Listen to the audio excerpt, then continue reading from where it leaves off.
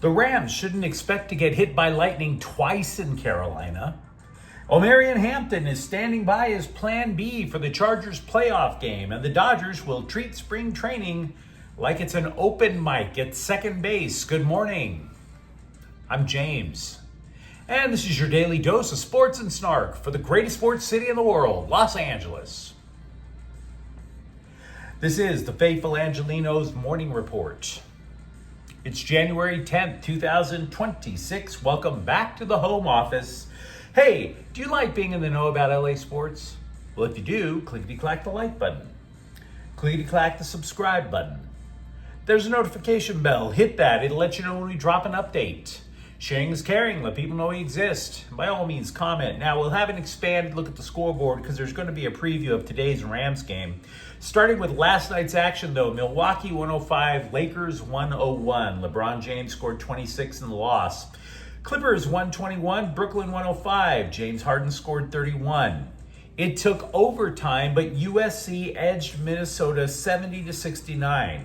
Chad Baker-Mazara scored 29. And Winnipeg beat the daylights out of the Kings 5-1.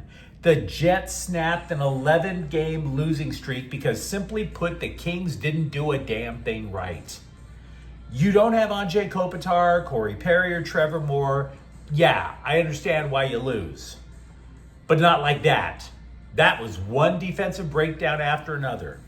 Meanwhile, today, let the NFL playoffs begin. The Rams are at Carolina at 1:30. The Rams return to the scene of one of the most shocking losses in the NFL regular season. 31-28 to the Panthers. But it is not easy for Team A to beat Team B twice in a season. Even harder when the first time it was an upset that was heard from coast to coast. So, in my opinion, there are so many reasons why it should be damn near impossible for Carolina to repeat the feat. Because all the fluky things that the Panthers needed wound up in their favor. All the flukes, all the things in Carolina's favor back in the regular season. Now, this is not to suggest the Rams got screwed over by the refs. It is to say Matthew Stafford's streak of passes without an interception snapped there, including a pick six and another off of a tipped pass that was snagged in the end zone. In other words, the Rams gave up 7 points with an interception, and they pulled 7 points away from themselves with an interception. It's also to say that that was the first game the Rams played without injured safety Quentin Lake. And all of a sudden, whoa, they were vulnerable on run defense. It's also to say that early East Coast starts, they tend to catch West Coast teams dragging in the first half. Yeah, it's not going to be the case today because kickoff's at 1:30. And let's not forget Carolina backed their little blue and black booties into the playoffs at 8 and 9. Having said that, I would say there are a couple of factors that will not make this game a cakewalk. In the last 3 Rams losses, for example, they allowed almost 185 rushing yards in each. The Rams defense gave up an average of 4.3 yards per carry. Now, if the Panthers could get something close to that out of Rico Dowdle and Chuba Hubbard, lovely name, by the way, Chuba Hubbard. Sounds like we all should take a trip to Ben & Jerry's, but I digress. That would allow the Panthers to control the flow of the game. But the problem with that scenario is Lake, who lines up all over the field and plays run support, is back. Second thing for the Panthers, the Rams do have problems against really good receivers. Panthers rookie Tete Roa McMillan surpassed 1,000 receiving yards this year. And then, of course, the third thing in Carolina's favor, they have 2 fine cornerbacks in J.C. Horn and Mike Jackson. Jackson snagged a tip pass in the end zone that we had mentioned earlier when the Rams and Panthers played in the regular season. But virtually everything else winds up in the Rams' favor big time. One, Carolina does not generate much of a pass rush. So Stafford's going to have a lot of time to choose where he wants to throw. And also the Rams utilize, as we all know, a lot of 3 tight end formations, which suggests to me that Stafford will have time to look deep, and if he doesn't see anybody deep, tight ends Tyler Higbee and Terrence Ferguson are likely to have big games. Moreover, if playoff football tends to be about quarterback play, well, it is true that Bryce Young went 8 for 9 with 2 touchdowns in the second half during the regular season game, but he's making his first career playoff start. And if you recall, it was not that long ago when Carolina was so down on him that the scribes were going to wonder if the Rams would just lob a 6th-round pick to Carolina and see if they could develop him into being Stafford's successor. Meanwhile, Matthew Stafford had an MVP level year. What I'm getting at ultimately is this. For the Panthers to win, it would be a second shocking upset over a playoff-tested team with an MVP candidate quarterback. And of course, that first upset, every conceivable break went Carolina's way.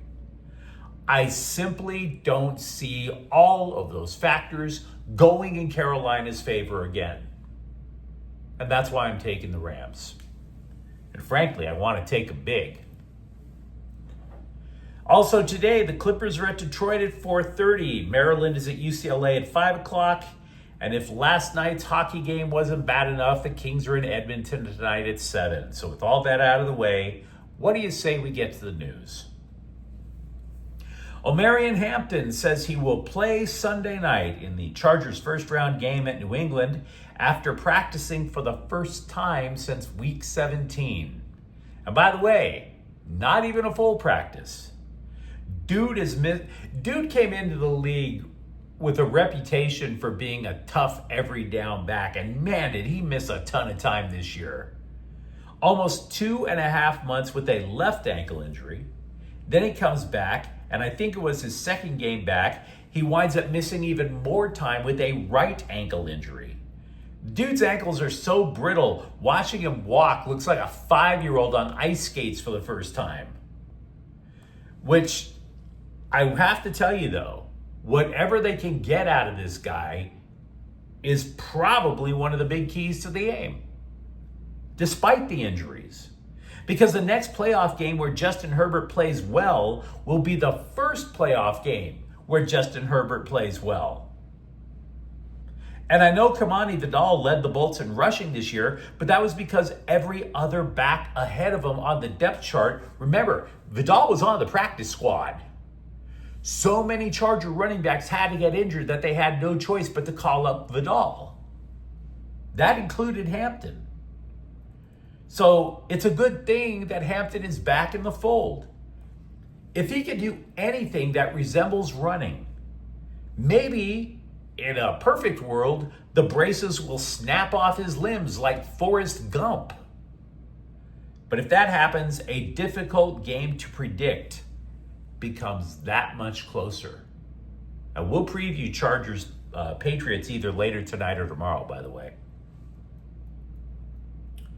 For the last calendar year, we have heard how Jesse Minter's overhaul of the Chargers defense is going to make him a hot name to become a future head coach. And that time is now. Tennessee and Cleveland have asked permission to interview the guy. And it totally makes sense. He brought clarity to the Chargers defensive unit. Former head coach Brandon Staley, who was a defensive play caller, by the way, tried to out-scheme everybody. And in trying to show he was the smartest guy in the room, confused everybody in the process. Now, as for Minter, yeah, he came to LA from Michigan with Jim Harbaugh, but he does have prior assistant coach experience in the NFL with Baltimore. Now, he's only been a head coach for one college game, though, and that was at Michigan in 2023 when Harbaugh was suspended for being a naughty, naughty boy. So we do have Chargers news. Oh, and by the way, we mentioned that Cleveland and Tennessee want to talk to Minter. The Titans would also like to share some punch and pie with Rams defensive Chris Shula while he X's and O's on a whiteboard. But neither Schuler or Minter can have that talk, at least until the weekend is over.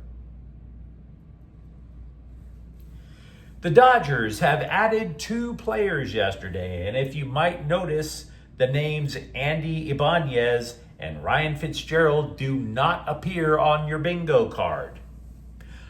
Ibanez played for Detroit last year, mostly at third base. This, however, is not the heir apparent to Max Muncy. The guy only hit 4 home runs, .239 batting average.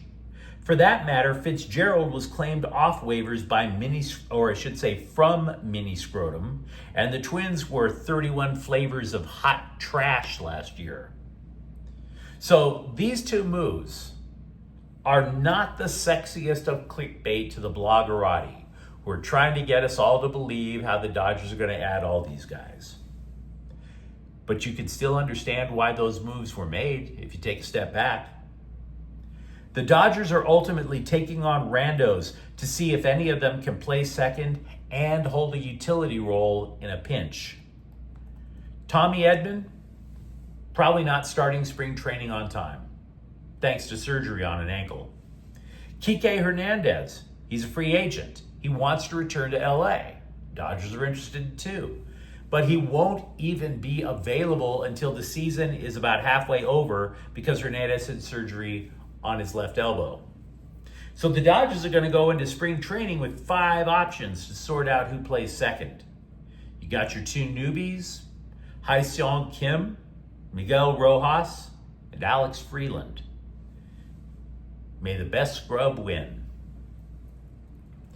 By the way, The Athletic also reports a Dodgers source is skeptical about a reunion with Cody Bellinger, who I called Chad Bellinger. I have no idea why. What are you going to do? 24/7 Sports has ranked UCLA football as having the 16th best class in the transfer portal. And to be completely blunt with you, there are so many names being thrown in, thrown out. I'm totally starting to lose count. I had to go back and triple check my work. My belief is that the Bruins have added 24 players so far. But damn, they had a lot of holes to address. Being 3-9 is bad enough. You know you need to upgrade the talent then. But 22 players up and left. Technically 21. Defensive back Scooter Jackson did an about-face and decided to return to Westwood. You add safety Tao Johnson, formerly of Utah, into the mix, and now UCLA has enough defensive backs to actually play the nickel. Kudos. By the way, later the LA Daily News reported that the Bruins added to both lines. Both of these linemen played for Bob Chesney at one point at James Madison, of course. Carter Sweezy started at left guard for the Dukes last year. Defensive lineman Daryl Denohe also played. Then you have tight end Stevie Amar coming from Boston College. You add Amir Washington. He's a defensive lineman on his way from Texas Tech. And bonus points, UCLA now has a quarterback not named Iamaliva. Ty Defiambach is transferring in from Cal Poly San Luis Obispo. Now the portal's open for another week. And yeah, they had a lot of holes to fill. They have filled as many people who have left as possible. Now you're talking about depth. Now instead of sitting there and trying to get the best players possible, you're trying to raise the floor. Because if you watch UCLA football last year, you know damn well that floor was a trap door. And they never stopped falling except for 1 week against Penn State. Angel City FC has acquired defender Emily Sams from Orlando. Now, unlike the other recent additions made by the club, which would make you yawn like a lion in captivity at the LA Zoo, This move will at least make you stifle a yawn. Sams was the 2024 NWSL Defender of the Year, and she still hasn't even entered her physical prime at 26. Now this matters because Angel City surrendered 41 goals, which was third worst in the league. Now there was a scribe who referred to this move as a blockbuster trade because, everybody's got to hype up the women's sports. We all got to make things sound way bigger than they actually are. But this is not a blockbuster. The only block involved was a block of cash. Angel City sent $650K to Orlando to make the deal. But you let me know what you think in the comments thread. Talk to me about who you got today, Rams or Panthers. And for that matter, if you're a Chargers fan, are you optimistic with Hampton back in the fold? And if you enjoyed this update, don't forget to subscribe to Faithful Angelenos. We're talking LA sports every single day here. Thank you for watching. I'm James. We could be back tonight. Faithful Angelenos is a Corte El Queso production. Take care.